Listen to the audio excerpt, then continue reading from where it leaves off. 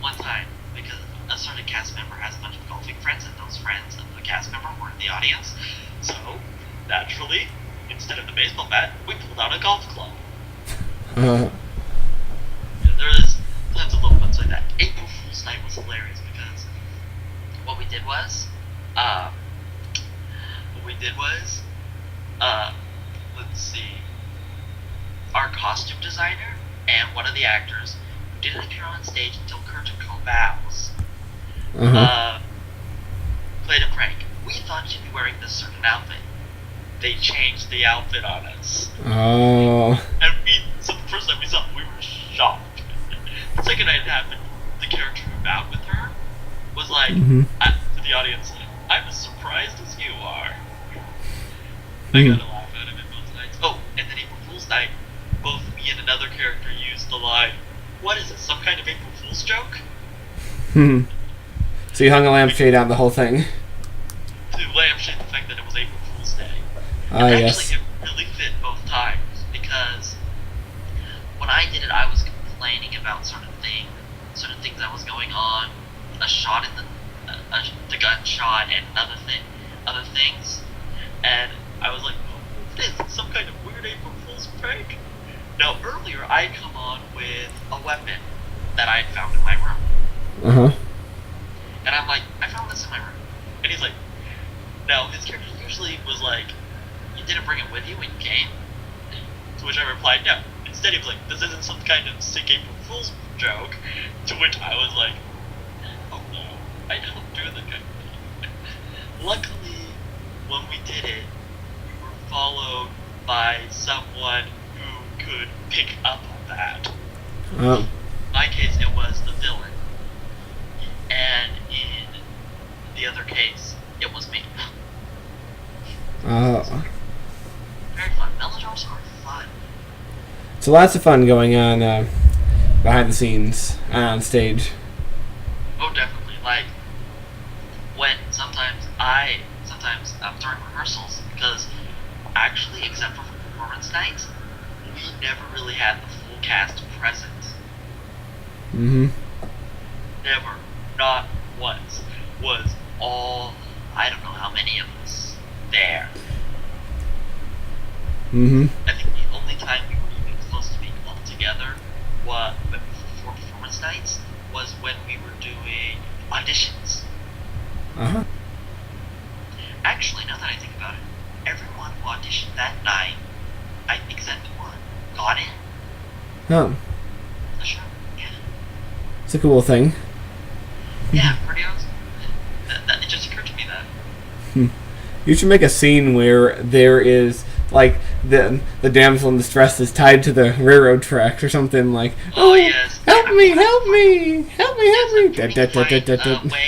to do that. I don't want to use the railroad tracks because that is like the ultimate cliche. Yes, has to be something similar.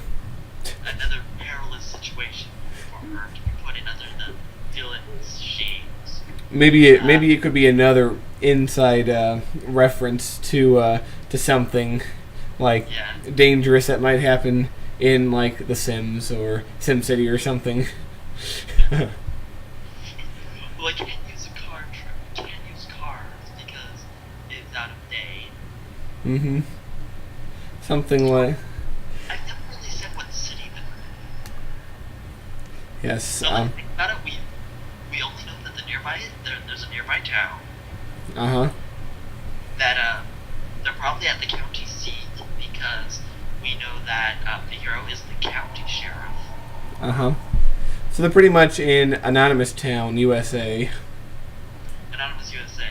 But then of course we have the boarding house of Sim. So my mental joke is we're in the town of the internet.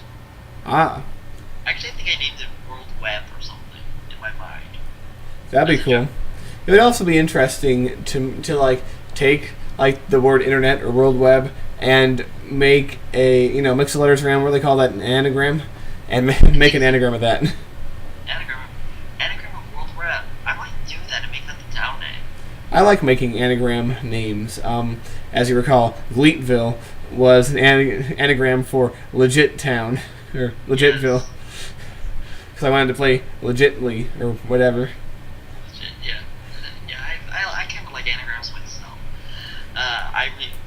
Just last night my performance that I'm doing, which was a skit, and let's just put it this way: I'm not a fan of time limits.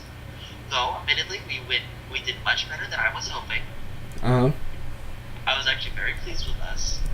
So I'm feeling much better now, but it was still kind of like, I don't like doing time limit oriented stuff. Very time limit oriented, where I don't have much leeway for what I would like to do. Like, for example, with YouTube, you can do almost anything. As long as it follows certain small rules. With what I was doing last night, there was this theme which you had to kind of follow. I did. We did. And then there's a time limit. Everything had to be made and carried on by your group. Yeah. Yeah, it's kind of a bummer, but on the other hand, I forget what person said this, but something along the lines of, art works best when you have to, work within certain limitations or overcome certain limitations. The whole less is more philosophy. Oh yes, that's true.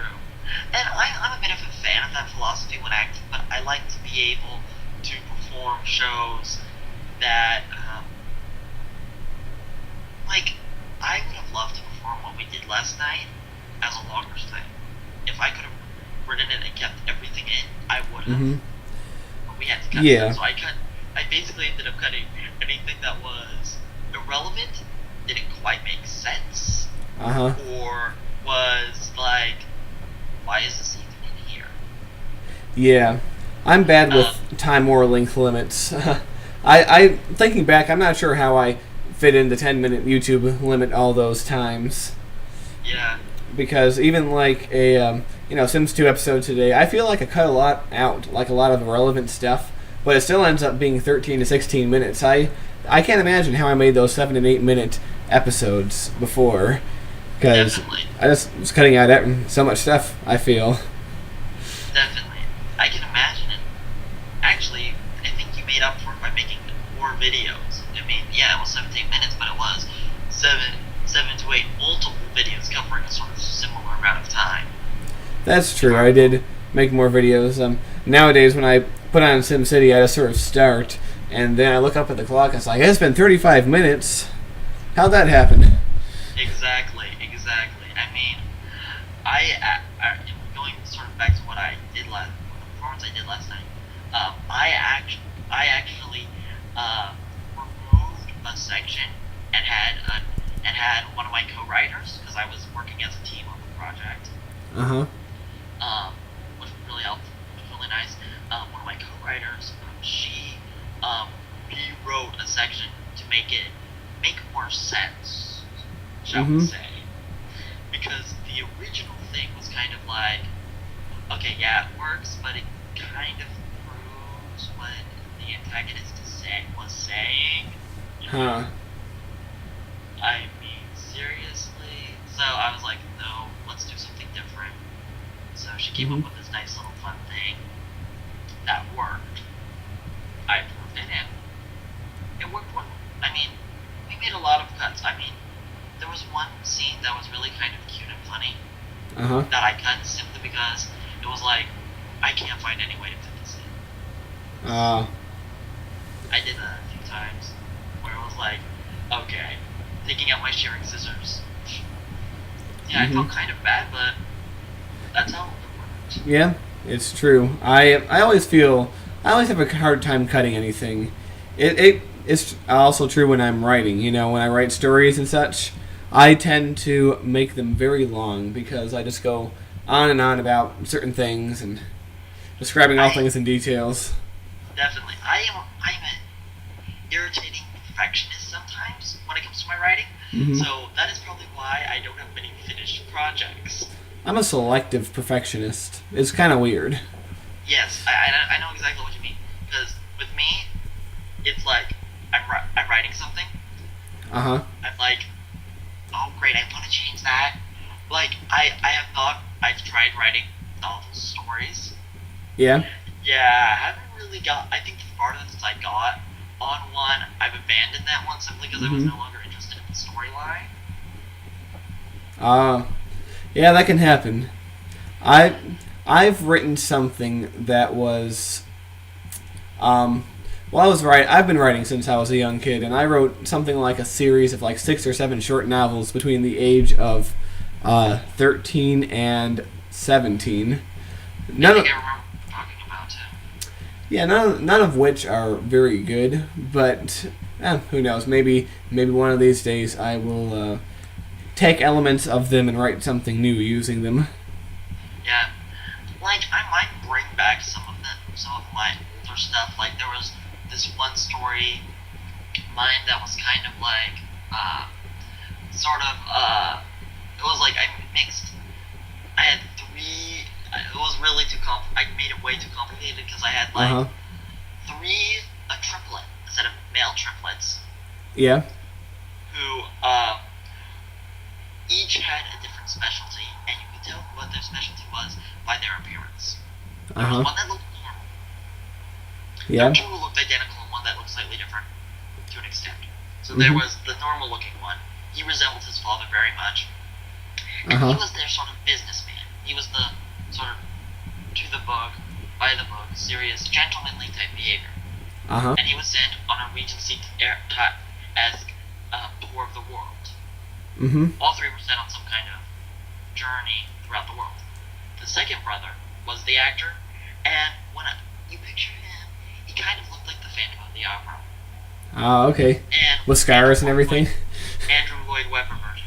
Yeah, he got his scars after falling out of a tree. Ouch. Yeah, and the only reason he got away with scars and not something worse was because the third brother is a bit of a magician. Oh, okay. And more like wizard, fantasy type. And he's the most outrageous looking. Green. His name in the story even meant green. Actually his name was a real first name named Green. You really like the color green, don't you? Oh yes. What I'm wearing right now, green. So that's why you're the green actor, not the blue actor, or exactly, or the orange actor, or the turquoise actor. Though we all know I have versions of my symbol that I use that are those colors. Yes. Probably. I mean, look at my Cyrano de Bergerac balcony scene. There's a pink actress, a blue actor, and a brown actor, the monk. Yes. And of course, me, as Cyrano de Bergerac. Though I did all the voices in that thing. I'm not sure what color I would be associated with. I don't know. I'm not really a color person. To me, a color is a color. Yeah. It's just I associate myself with the color green so much. I kind of like to sort of make it my sort of styling thing. If I have a choice, I'll throw in some green. Cool. That's a cool my thing. channel page is that color. Does that mean you're part Irish? Actually, that is a possibility. I think I do have some Irish blood in me. I know I have ancestors who came over from Ireland. That's pretty cool. I also have ancestors who are Czech, and I also have ancestors who are Scottish. That's pretty cool. I'm mostly English myself. Yeah, I also have an English ancestor in there. Yeah, Yes. because I believe my, even though he was Welsh. Probably a little of both. Yes, it's awesome to be English, although there's not really any English pride days or anything that's stereotypically English other than, bad food or whatever. Or tea. Yeah, that's true. There are like 2 drinks I drink on a regular basis. Yeah, tea. There's tea during the week, and then on Sundays, and pretty much only on Sundays, I drink coffee. I'm a coffee fiend. I drink coffee every single day of the week. Yeah, I have friends like that as well. It's like, but when I start drinking the days I drink coffee, it's like, you know, NCIS. Uh huh. Think it gives.